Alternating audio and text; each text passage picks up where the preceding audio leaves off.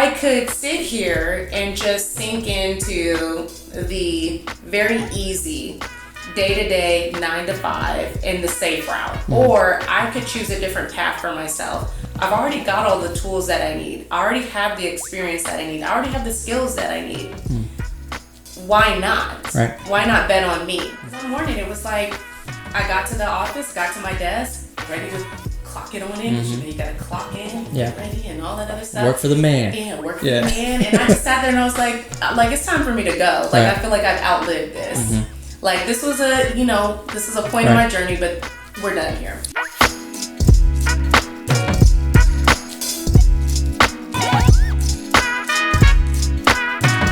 Welcome to Entrepre.Doer. Thank you for joining us again for season 2. I'm Jason, owner of Promotion Media Group, and a couple other things we'll probably touch on at some point. I've got Brandi Sims with me. You want to introduce yourself and let us know where you come from and what you do and all that good stuff? Absolutely. Well, my name is Brandi Sims. I'm the founder and CEO of Brandinc PR. Should probably clarify, which camera am I looking at? This one here. Which one you want? Okay. Both of them will work, but that one did. There's probably going to be a lot of laughing in this, because this is literally my life. Yeah. But yes, founder and CEO of Brandinc PR. Worked in public relations and marketing for 14 years now. Started off humble beginnings. Military brat, Army brat specifically. Navy spouse. Grew up on Fort Sill, so I love my Fort Sill folks. Military kid. But originally from Nashville, Tennessee.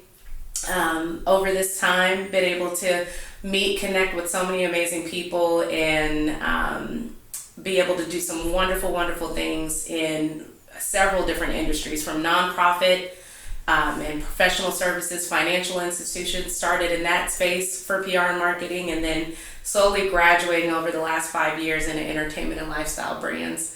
So, love speaking about communications, PR, done multiple speaking engagements. I know you've talked about that before. Teaching at colleges and universities now, multiple degrees in it. Been doing it for a little while, and certainly enjoy the opportunities where I can talk about it and really get in depth and, of course, share the experiences and what it's been like, being scrappy and just getting out there. So that's great. Well, you actually stressed me out a little bit talking about all that stuff. I don't know how you fit it all in there. Some days I really just sit there like, man, how did I do all that? Got a lot done today. Yeah. I got a lot done. Like, this is good. Yeah, that's great. Man, am I a robot? So let's talk about kind of what started you on this journey toward PR specifically. I know that you went through a lot of educational steps, I'm sure, a lot of professional development. But even before that, like, what set you on the path to this business, and what kind of let you know that you would be really great at this? Yes. I think for me, it was very early on being that kid that always got in trouble for talking. Good. Like, if there was... You hiring? Right. I was always that kid. I got in trouble for talking too much. Yeah. I got in trouble for interviewing my classmates. I would do stuff like that. Heck, I even saw, it was like a meme or a video where somebody was recording their voicemail and then they had the music playing. I would actually do that. Yeah, for sure. But then I would call my friends and be like, hey, so which one you want me to play for you? Right. And that's going to be the song of the day. And I would just make a thing of it. Yeah. But very early on, I was always told I was a communicator. And I just had a way with words and a way to tell stories that people enjoyed and really liked. So I used that skill, I guess, and started to research, what would a career like that be? Where would I fit in all of that? And I fell on, and surprisingly enough, I explained this and told this story to another colleague of mine who didn't even know about this. But in the early days of MTV, when they were just now doing reality TV shows, and it was before it was called a reality TV show, it was just, spotlighting celebrities and things like that. There was this show on MTV called Power Girls. And it was basically... I wasn't allowed to watch MTV when I was younger. So. I watched a lot of MTV. Yeah, and that's for the good and the bad. Right. It was very unscripted back then. It was crazy. Like, now I look at it and I'm like, I would never let my child watch this. Sure, I was watching it. Yeah. Well, we were watching it when it was actually music videos. Yes, when it was actually music videos, and it was unfiltered. It was exactly as it is. Yeah. So, good and bad in that. But yeah, they have this show called Power Girls, and it basically walked through the lives of interns that were working for a celebrity agency called Lizzie Grumman Agency in New York City. Right. So it followed these girls around, just seeing what their experience was like, what they were doing, what they were working on, and just the hecticness of working in public relations and specifically in the entertainment side of things. I watched it as a kid and I was like, ooh, that's crazy, but I like this. I feel like this is my tribe. These are my people because I like the idea that I'm not only communicating, but I like being behind the scenes. I like being able to work with people, helping them with their communications, helping them tell their story, and really putting their information out in a way that is authentic and truly them. And you got to see that in the show. And you got to see not the posy, expected press conference thing. No, you got to see people freaking out because a client said, I'm not coming out for this show. Well, it's about to start in 10 minutes and you got paid. Like, this is about to be an issue. Right. Like, this is about to be a crisis. So you got to see like the realness that takes place behind the scenes because it's a lot. What we do, what we work on, it can be very, very overwhelming, but it's one of those things that you have to very much have a personality type that can deal with all of the multitasking, multi-layered aspects of dealing with and managing a person and their messaging. Right. You can tell that you're a communication professional because that was just an eloquent way of saying it's not for the weak. Don't do this. Don't try this at home. Go get some professional training before you try to take on some PR work. Well, I mean, it is in many ways that people, you know, they have this idea that it's, oh, PR, okay, so it's like you just do the parties and you have a good time and you just like elbow and just all that. Just an event planner. It's like it's a little bit, no, it's not. It's not. It's like, yes, we plan those parties, absolutely. We'll be a part of those things, especially red carpets, launch parties, brand activations. That's kind of where my niche is. But it's mostly that actual planning side of it. Very seldom do we actually ever get to enjoy those events. Like even in this past week, going to the opening for South by Southwest, I got to be on the outside this time because it was a couple colleagues of mine that were hosting events and things like that. But I saw the crazy. The critiquing. But it wasn't me. Right, exactly. I'm having to deal with it. So it's like, it's not my event. I got invited, you know, to come That's support great. my girl or my guy. Yeah. But, you know, very seldom do we even get to enjoy and have those experiences. So it was really cool to be able to be on the outside of watching your event and how you're doing things. And of course, you know, I'm taking notes like, I wouldn't do that. You but gotta watch your competition too, this is kind of good too. I might actually have to steal that. Right. That's cool. I ain't gonna say nothing. So you get inspired as a young kid watching Power Girls. Yes. Did that set you on that path like right then and say, hey, I'm gonna do this and I know all the steps to get it done, or did that kind of just evolve over time? 100%. Yes. I think it did help with me honing in exactly what it is that I wanted to do. Hone in on, okay, this is the title of it. Because, you know, we take those aptitude tests. I think maybe if they still do that. I'm going to tell my age. Dang. I don't know if they still do that. Hey, if you don't know what an aptitude test is, there's a thing you do know called Google. Just find that and look up what it is. It might be some old articles about aptitude tests. But what they did in elementary school, they would have you take these tests. And then this is where you would fall, depending on what it is that you did. But I never got anything that was like, this is what I want to do. I think I got like something in human resources. And I guess maybe kind of some link and connection because you have to deal with people. A degree of it, yeah. I could see. Either it would be that or it would be something arts and creative. So in some capacity, I was going to be in a creative space. Right. So it ended up working out. But being able to hone in on exactly what that title and what that was, that helped me to determine, okay, where can I get involved to where I can really start working that skill and perfecting the craft. So I started very, very early. Because even when I tell people now, 14 years, it's like, wow, 14 years, and how old are you? I'm like, I'm only 32. So that means I got started at like 18. Yeah, really young. Yeah. And what I did was I interned like crazy. I interned every nonprofit that needed help. I was helping them. I was very much behind the scenes, making the flyers. You need a press release. So you interned as the PR. You interned as the PR contact? Okay. I would either intern as the PR contact or I would just intern and volunteer for them. So I would do a lot of stuff where I was practicing what it is that I would actually be doing whenever I decided if I wanted to go agency side if I want to, start my own agency or whatever the case may be, I could at least practice. These are the things that I'm learning while I'm in school. Went to Cameron University. Shout out to Cameron. While I was there, being able to actually apply it to practice. And I'm so thankful that I did that, because even at that time, and I know it's probably going to be a constant debate for students, why take unpaid internships? Well, guess what? You're new to this, okay? You can't come in commanding what people have taken 20, 30 years to get. You're not going to get that out the gate, especially when you don't know what you're doing. Right. So right now, what you need to do is learn. You need to learn, and you need to get experience. How you can get that experience is 100% through those internships. Paid, it's great, but there are far and few in between that have paid internships. And that's just the reality. It was like that 10 plus years ago, and it's probably still like that, and I think it is. But being able to get that experience, I think, was the most important thing for me, and being able to apply everything I was learning right then, that's what kept me relevant. That's what kept everything that I was learning relevant, because I was actually doing it.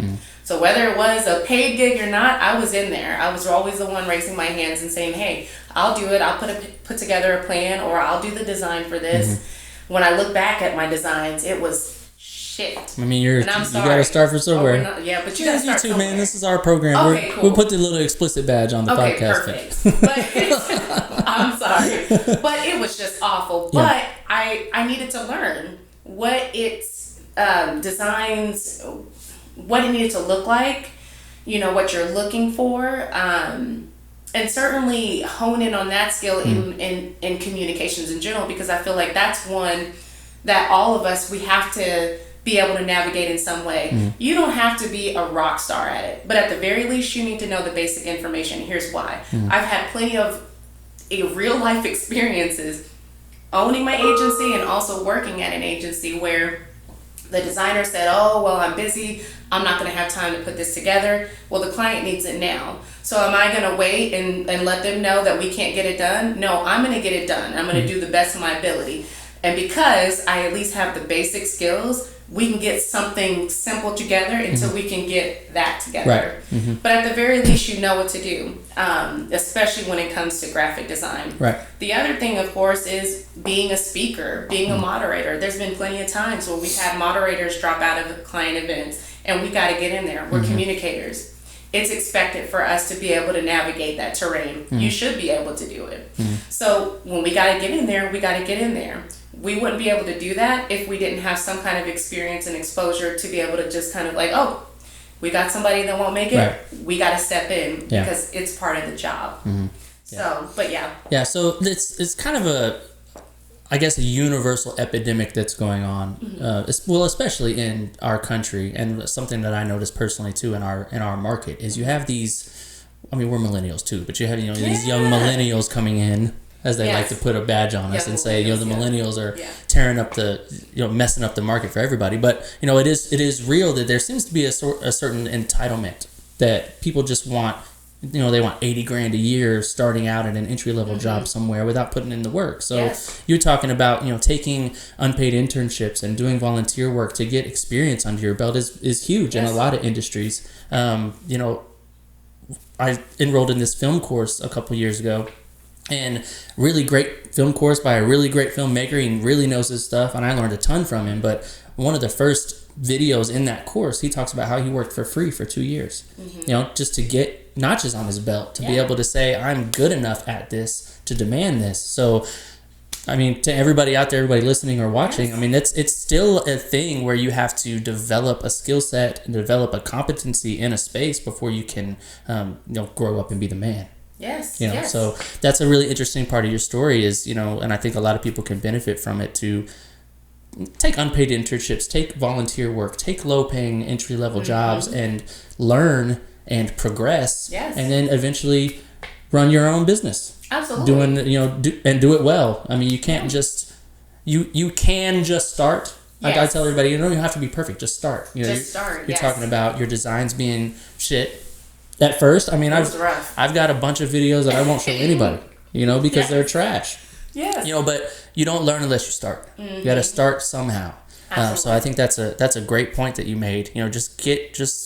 get into the weeds and start learning and start networking with people who know, and be a sponge and be absorbent. So absolutely, you got to start doing. Right. That's the key thing to it, is you have to start doing. You have to actively be doing. Mm-hmm. It's not enough for you to learn it in school and then graduate and then, oh, now I'm supposed to get the job. It's like, no, like, what were you actually doing in that time besides learning? Like, if you're not actively applying what it is that you've learned, it is very easy to forget those important things that you need to know to do your job. Right. And I think that's where a lot of students kind of mess up, is they take the learning and like, that's just it. And it's like, no, like, now you got to actually do, and you have to keep doing it. So whether or not you have that ideal position you're looking for now, you need to be actively doing it. And I don't know what that looks like for you, but I would say an internship, volunteering, being a part of a couple boards, committees, whatever you need to do, but make sure that you're actively doing it. It's just like a language. Like, you learn languages because you're constantly using it. When you stop, what happens? You forget the language. The same thing applies to your career. If you're not actively doing these things, trust me, it's going to show. Your clients, prospects, people that are interested or considering, they're going to be able to see the work and tell, oh, so you ain't really been doing this. Right. And it tells on itself. Right. You tell on yourself. So make sure that you're actively doing whatever it is that you are saying that you're doing, you're working on.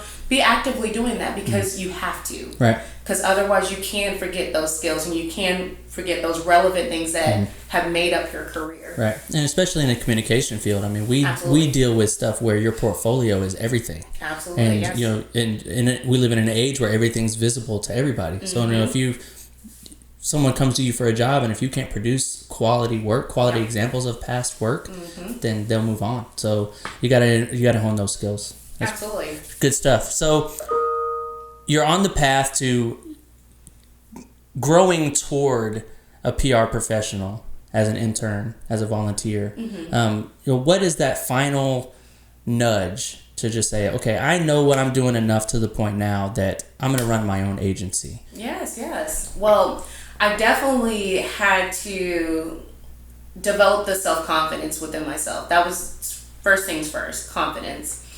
Because at that time, I'd been working at the chamber, just moved back to Lawton, been gone for about 6-7 years, doing other things, been in different communities, really, really getting a solid network of clients, contacts, relationships with the media. So I had a pretty good arsenal when I came back here.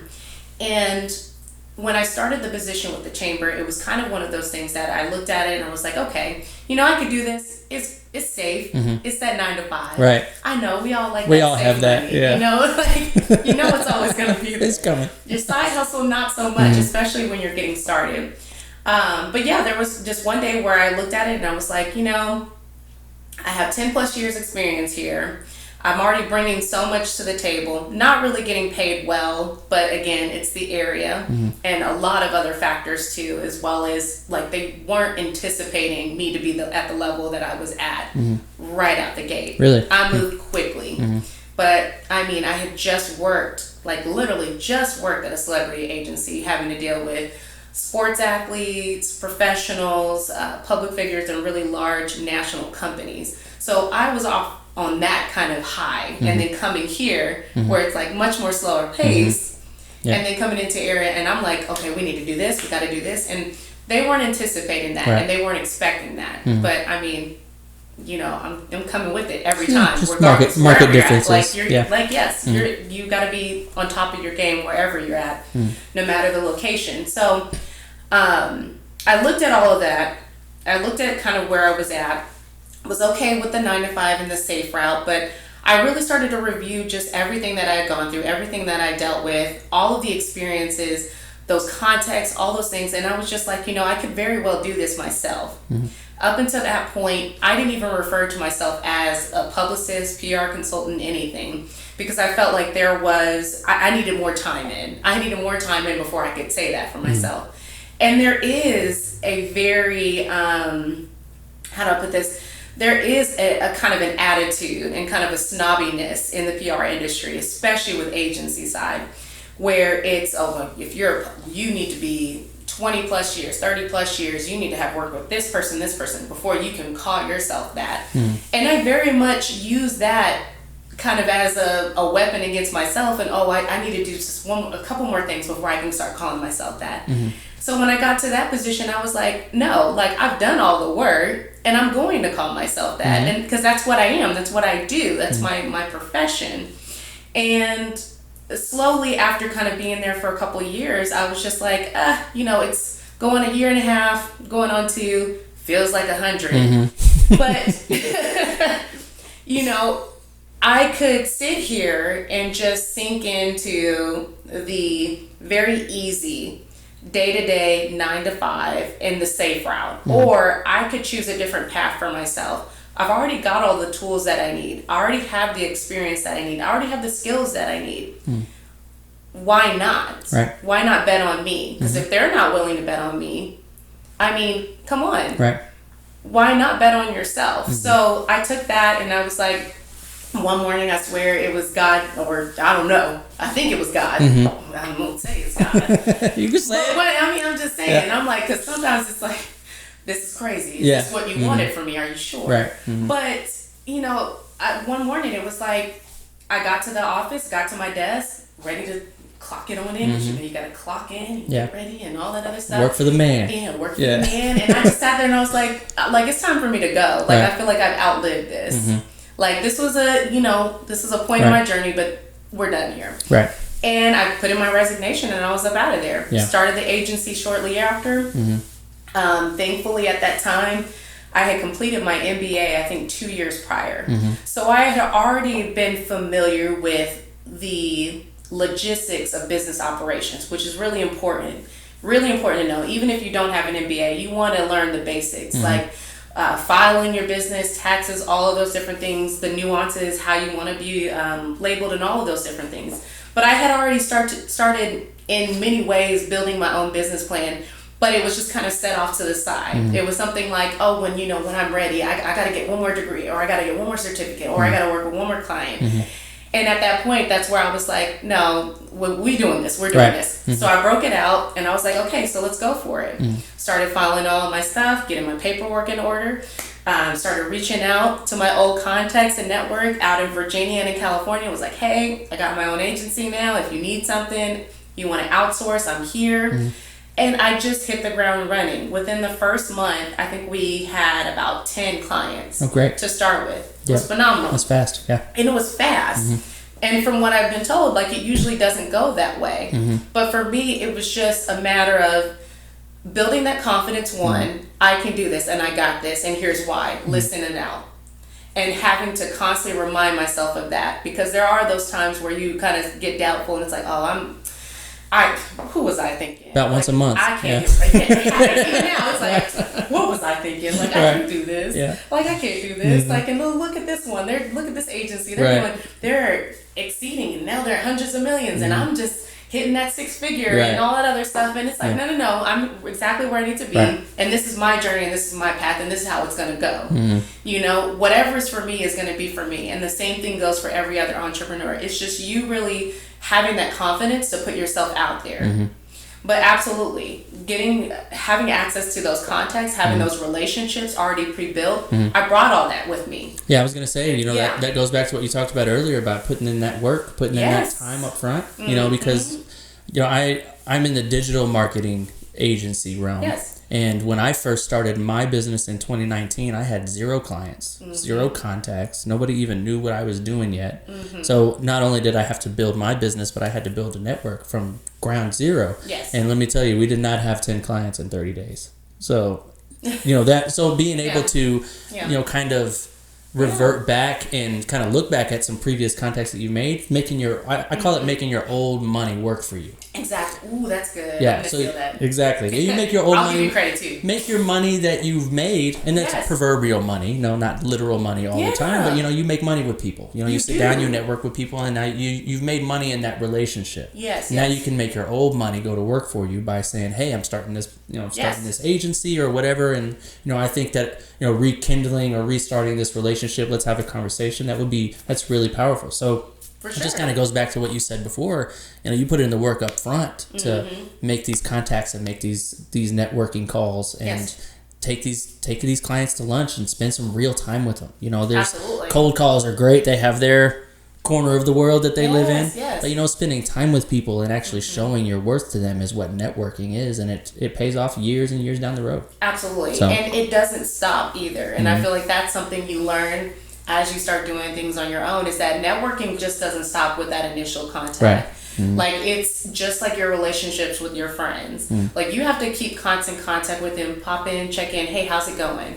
It's the same thing with your professional contacts. And you'd be surprised, like, just that check-in and that reach out, what that does for someone. But also reminding them, like, hey, I offer this. If you have somebody that might need this, I've got a couple openings. That was one of the easiest way for me to get a hold of new prospects and new leads and new clients, or those that eventually became long-term clients of ours, because I simply checked in with a mutual colleague, and they were like, actually, I have a buddy of mine that's needing PR stuff, and they're doing a book launch out in Philadelphia, or they're doing this in Miami, and getting plugged in just like that. And that's just off of relationships in those contexts. But networking doesn't stop with just that initial. You have to constantly and continuously put yourself out there. And I know with the introverts, it's tough. I get it. Well, not really, because I'm obviously an extrovert. You can't relate to that. I can't relate. But it's one of those things that you really have to force yourself. Because while I'm an extrovert, there are times where being front facing, especially when you're representing a company and organization, it can be a lot. It can be a little draining, I can say. And for me, there's times where, okay, I've done all that. This past 2 weeks has been hectic. And this is my cave time, where I'm just I'm behind the scenes. I'm kind of chilling and just kind of regaining my energy and kind of recouping. And with networking and things like that, you have to really have a concerted effort to put yourself out there. Even for those times where you are feeling okay, I'm drained, not right now. But when those times where you have that energy and you're ready to go out there and do it. One thing that I do, and it's been very, very effective for me, is committing to at least one networking event, one physical networking event, and one online or virtual, digital networking event. Is that per month? Per month, okay. Yes, per month. And that way, I have a set time, this is where I'm going to be. This is what I'm committing to. I'm going to participate and be involved in this, because I need to talk about my business. Just like we do with our clients, where we're representing them, we're putting their information out, we're raising that brand awareness. We have to do the same thing for our businesses as agency owners. It doesn't just stop. I still have to put myself out there too. So I get it. I 100% get it. But you do need to be actively involved in that process. So commit to one networking event where I physically have to go and meet with people. So what I'll do, and you'll probably see that on my social media a lot, I'll go down to Dallas, I'll go down to Austin, sometimes I'll hit up Houston if I got time. But I'll check out some of the networking events that they have, even in Oklahoma City and Tulsa. I'll check out some of the things that they have and just kind of get out there.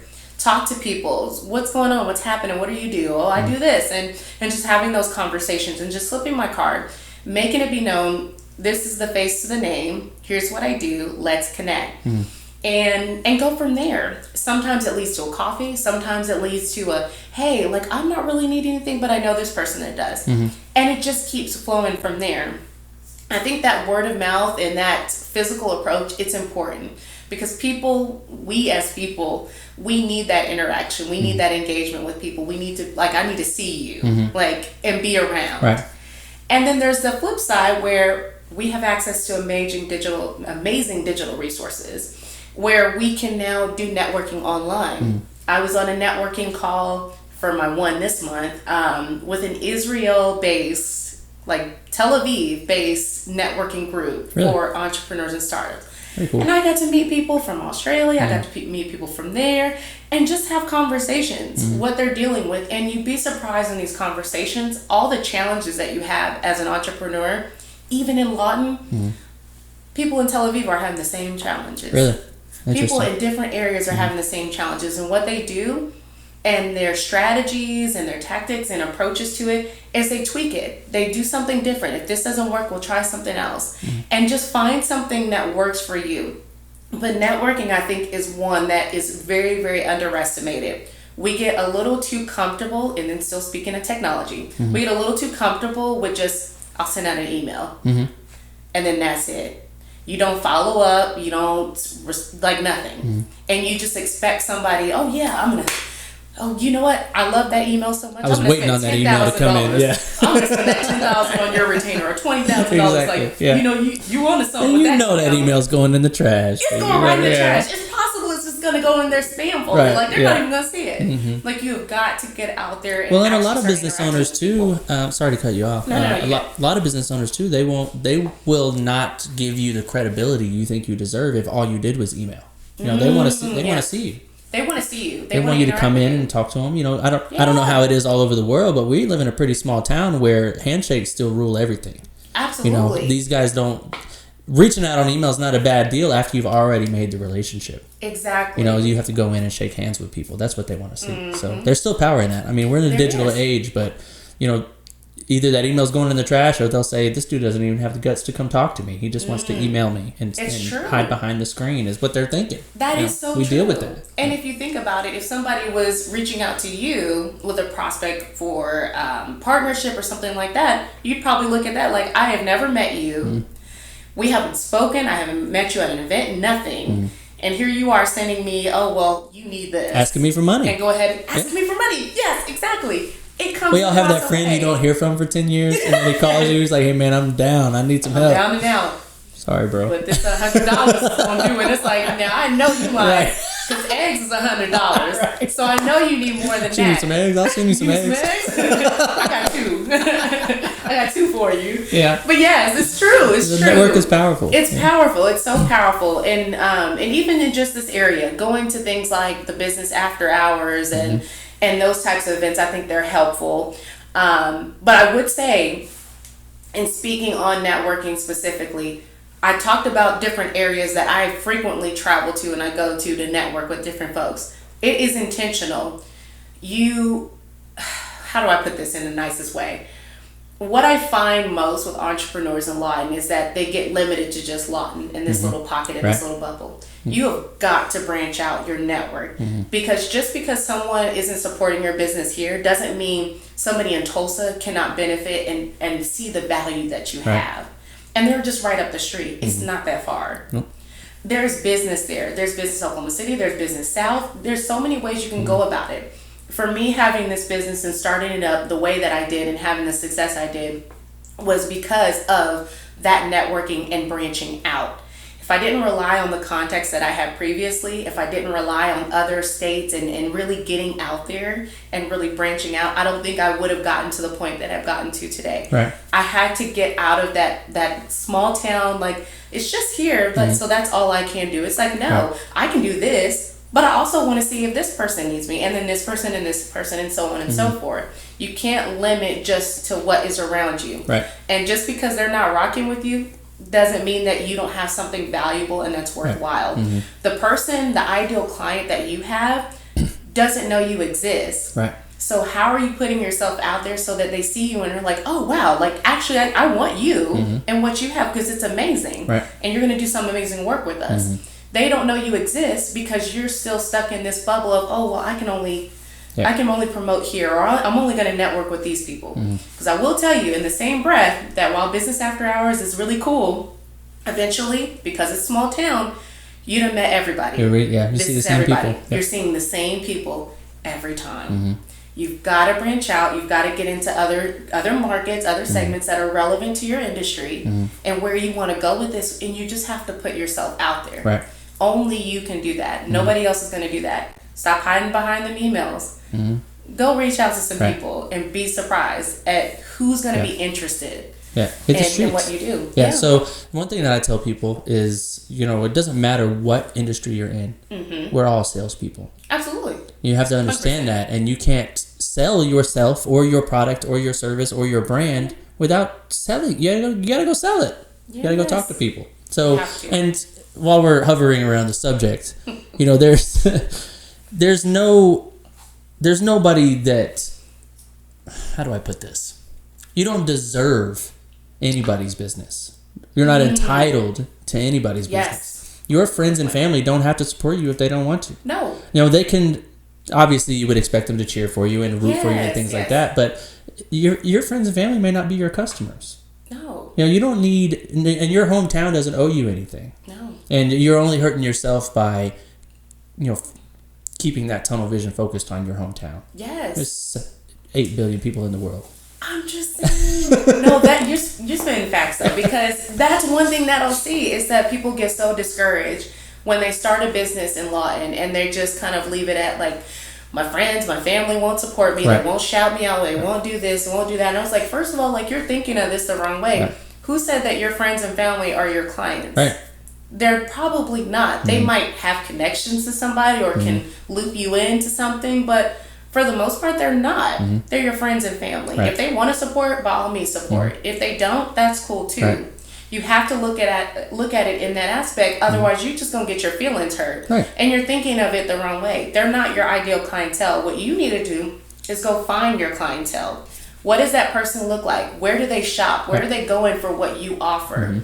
You need to actually go do your research. And that's probably why you're getting the result that you're getting. You're not doing your research. Right. You're not picking up on the people that should be and really right. interested in what you have because you're too busy doing it the easy way, just in my immediate circle. And now I'm going to get mad at them because they're not supporting me. Like, no, you can't do that. You can, but where are you going with this?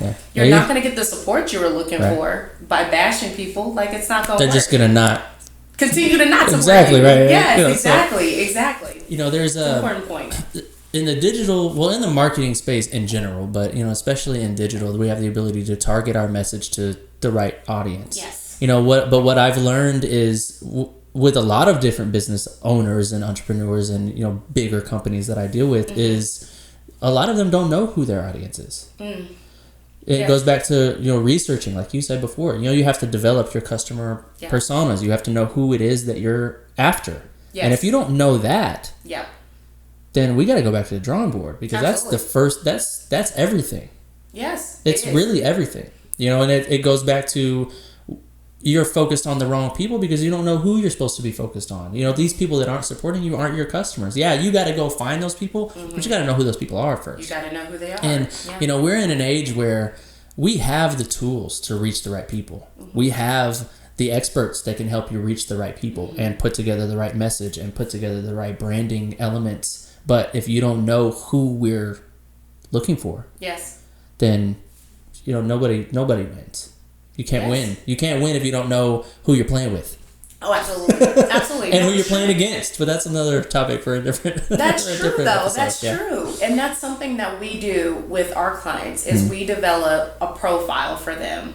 Right, especially in terms of identifying who their audience is and who they're trying to engage. But we'll create a profile for them, and it's a really cute character. It's like a whole person. It's like, what do I like? Where do I shop? Where do I go?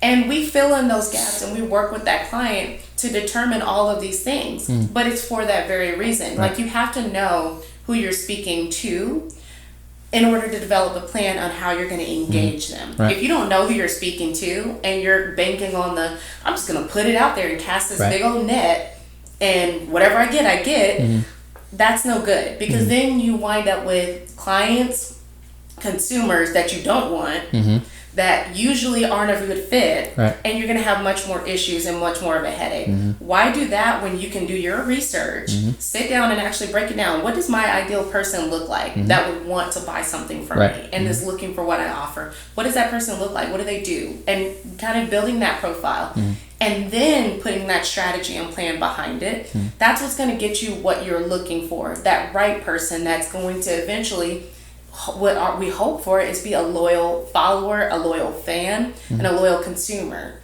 That's what you want. Right. Don't cast the big net. Like, no, maybe I'll get him. We'll help you cast as big a one as you need. Yeah. It doesn't need to be bigger than that. Yeah. Before I ask you my next question, while we're talking about knowing who your ideal customer is, a lot of who they are is where they are. Yes. So if you don't know what I'm talking about, we're talking about targeting the right potential customers. So if you're in a smaller town or you're in a specific market where your business isn't doing well, we may have to rethink, am I in the right geographical market for this type of business? because we live in Lawton, Oklahoma. There's about 90,000 people here. It's a pretty small town mindset. There's a lot of businesses that won't work here. Yes, absolutely. Because we're consistently 12, 15 years behind the curve on everything. So, depending on what you're trying to do, this may not be the right place for you. Yes. So go to the Dallas and the Austin and the Houston and the, wherever you are in the country. If you're not succeeding, it's at least worth looking at. Am I in the right market for what I'm trying to do? That where you are is just as big a part of who you are as anything else. 100%. Ages, behaviors, content consumption, and geography. That's how we find audiences. Oh, for sure. So it's time for the shameless plug. Oh, goodness. Your company can help them do all of that, right? Yes. Okay, well, I mean, it's Brandinc PR. Yes. And let's talk about kind of what's going on now with that, with your agency. What are you guys up to? What's on the horizon for the next 3, 5 years, 10 years? And where are you going from here? Where are you going to take this? Absolutely. So with us, I mean, we've done so well in this last 3 years, but there's so much more we can do. And at this point, we are at a stage where we want to open it up. We want to open it up further, the divisions that we can help support, industries that we can help support. So what the next 3 to 5 years is looking like is definitely getting into more tech side of things. Innovation is really, really popping, like not even joking. There's a lot of new apps that are being developed. There's a lot of new technology that's being developed that's helping with multiple industries. And there is a need for communications PR in there because tech people, I don't know if you ever talk to them, but they don't know nothing like about that. Like they're so smart. I don't know nothing about people. But when it's when you talk about like messaging, branding, they know nothing. They know nothing. So I equate it to knowing how to build the car and knowing how to drive the car. Ooh, they know how to build the car. Yes. But we don't have to drive it for them. The flip side is true too. I don't know how to build a car. I can drive it though, and I can sell it to you. Yeah, exactly. I'm gonna sell it to you. Definitely can sell it to you. But I ain't gonna build it for you. Oh, no, let somebody not at else all. do that. Not at all. But it's true. Yeah. So for them, they absolutely need that support. So it's been, we've worked with a couple apps over the last 6 months. One notable app was called Tap. It's an entertainment business app, which is very much like a LinkedIn style approach that they had.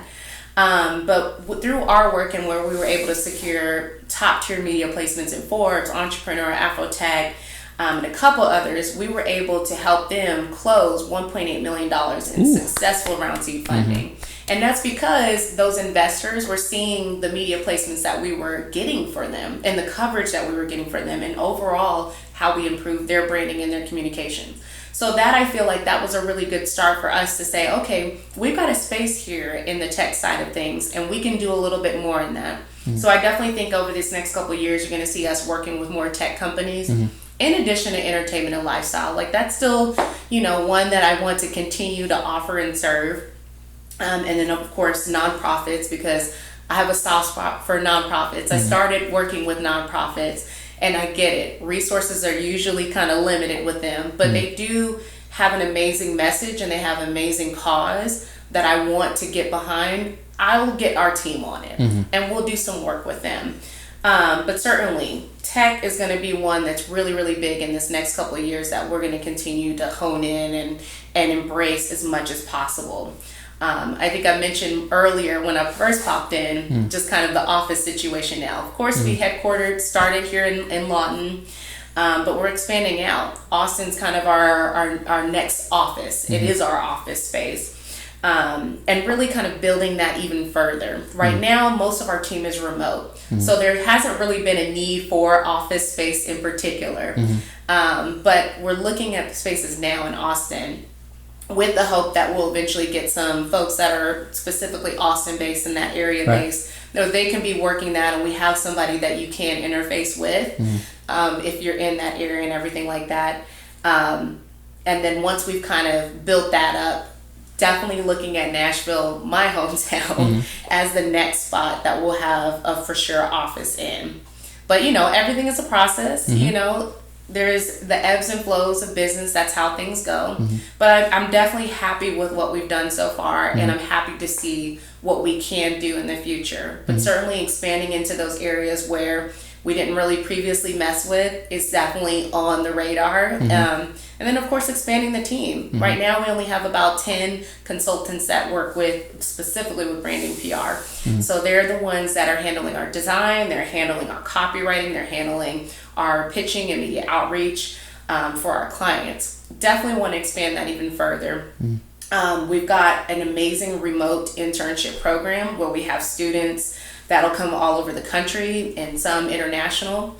With our partnerships with those schools as well. We have California State University, University of Alabama, Chicago, that are on our roster now, where they work with us closely to send interns that can shadow and work closely with me and have that opportunity to learn as well. That'll be something that I want to continue to invest in, because I think that education in PR and communications is important.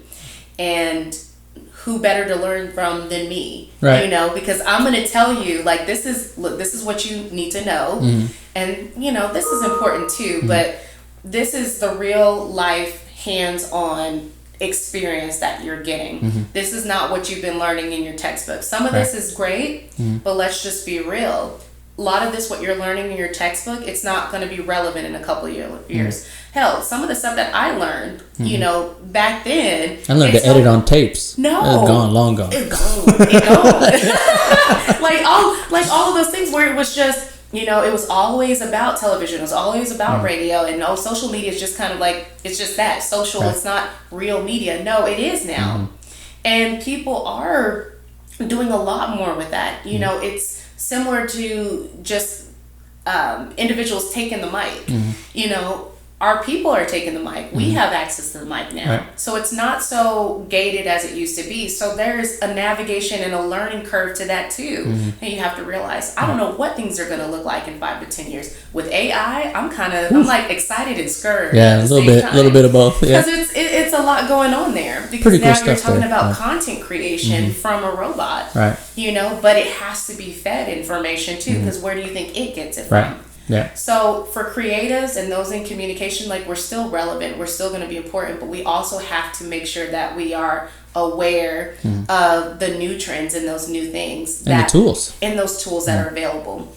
So certainly tapping into those things, I think that's going to be a big part of our future and what we're doing. But very, again, happy with what we've done this far. Celebrated 3 years, February 20th. Awesome. Congratulations. I was like, ooh, thank you, Yeah. thank you. I'm like, we made it. Yeah, it's been moving fast. It feels like longer. Man, whew. Oh 3 my years ago was gosh. COVID time. I You started in COVID time. I started in COVID time. Bless your heart. Yes. I know. And I tell people, like, it wasn't, while it was intentional, it wasn't intentional. Like, I wanted to start the business.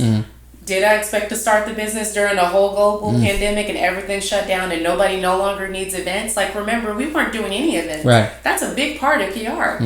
Doing those publicity events are big parts of it. Launch parties and things like, we couldn't do any of that. And we were having to rely on Zooms.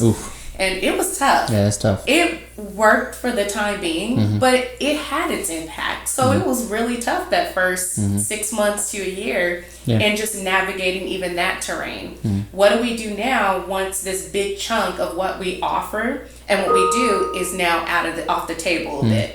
Like, we can do the virtual things, but let's just be honest, some folks really don't respect it as much as they do a physical event, like an actual event. Yeah. They look at virtual events as if, oh, well, you know, it counts, but I mean, you didn't actually have to go and do much, and not factoring in that high technology, the cost of tools. Like, I still had to pay for camera and mics and all of these different things. It's going to be less than having to purchase a venue space, but there's still some costs associated with virtual events. Like, definitely have to factor in. Yeah. Well, at least you got the worst of it out the way early. Yes. Yeah, there's that too. So knocked it out, right? Well, it's been definitely great to hear from you and to talk about your business and really the rapid growth that you guys have had. Congratulations on all that. That's really great. Really great to watch. So lastly, before we sign off, I like to ask everybody, what do you have to say to someone who's toying with the idea of jumping off the porch and getting out there and starting? And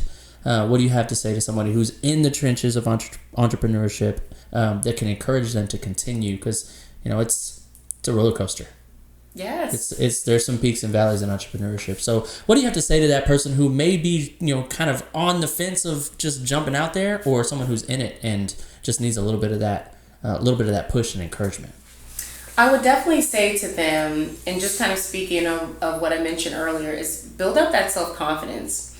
I think it's really, really important that you develop some kind of self-talk. It's not lame, it's not stupid. You might look a little crazy if somebody walks in on you. But at the time, don't think of it like that. Think of it as you pouring back into yourself. I can do this. I've got this. I have everything I need. Those positive affirmations, I feel like, is important for everybody, whatever level in business career you are in, because you need that.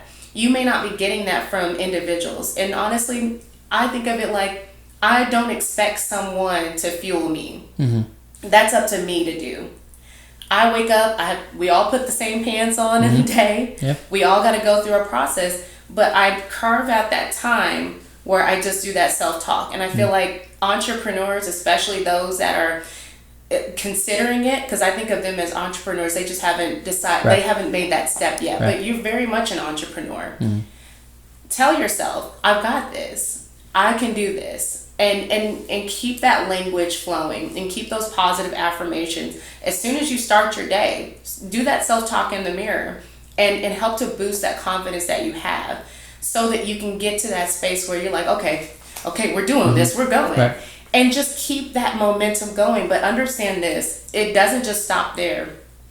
You have to continue to give yourself those chats, those self-talks, and fueling back into yourself, because there's going to be those times where you're going to be doubting yourself, whether you're good enough, whether you have that clientele, or that people aren't supporting me, or I'm not going to get in support.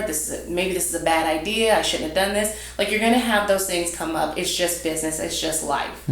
But what you can do to change that is give yourself that pep talk. You need that pep talk. It's not just for fun. It has to be intentional. You have to know it's intentional, because that's what ultimately is going to get you to the level and the point that you need to be strong, and to be able to face whatever it is that you're going to face head on with confidence. You have to do that self-talk. I think self-care, mental health, all of those aspects are the first things first. Take care of your mental before you decide to get into small business, because it's not going to be easy by no means. But those hard times that you will face, because they're going to happen, you'll be able to take them in stride and just be able to deal with them much more effectively than those that, can't, because they haven't given themselves that time where they're really re-engaging themselves, really giving themselves that self-talk that's really needed. You'll be able to say, no, I've got this. No, it's okay. Like, it's a terrible situation. I didn't expect this, but we're going to get through this, and the only way to get through it is right through it, and that's what it is. But yeah, I think that's the most important thing. I think it's your mental health, and it's not talked about enough. I know there's more conversations around mental health, counseling, self-care, and things like that, but we still have a long way to go. There is this stigma that's attached and associated with wanting to seek out support, and it's specifically mental health support, and it's unfortunate. Because 2023, I think everybody needs a counselor. Oh, yeah. We need somebody to talk to you. Everybody needs something. Yeah. You need something. So those little tweaks in your day, see what that does for you, and how you approach different things, not only from life, but for your business. How you approach pitches, how you approach prospect clients, the networking thing that we talked about. See how when you start doing more of that self-talk, like, okay, pumping myself up, like it's like prepping for a game. You have to do that for yourself, and do that continuously to really get the result that you're looking for. But you have to take care of your mental first and foremost, because there's going to be things that's going to be tough, but you can get through it. But you have to make sure that you're preserving your mental health, and you're also pouring back into yourself that confidence that's needed to get you where you need to go. And then from there, I would say my second tip would definitely be, and this will be really quick. You don't need all these tools that you think you need. I know I mentioned that earlier. That's what I use to psych myself out. Oh, well, I just need another degree, or I just need another certificate. You got plenty of that. Now you just need to go do. Right. And how are you going to know if it works or not if you won't even go try? Like, you won't even put yourself out there to see if somebody would be interested in what you have to offer because you haven't done it. You're just banking on, oh, well, nobody's going to like it, or oh, nobody's going to do it. How do you know? Yeah. You have not put yourself out there. So all these certificates and things that you need, granted, education, it's important.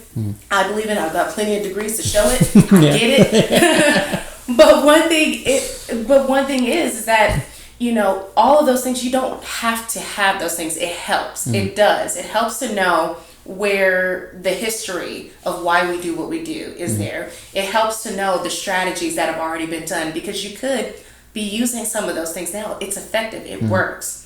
It's good to get that information. Do you need a 4-year degree for it? It depends.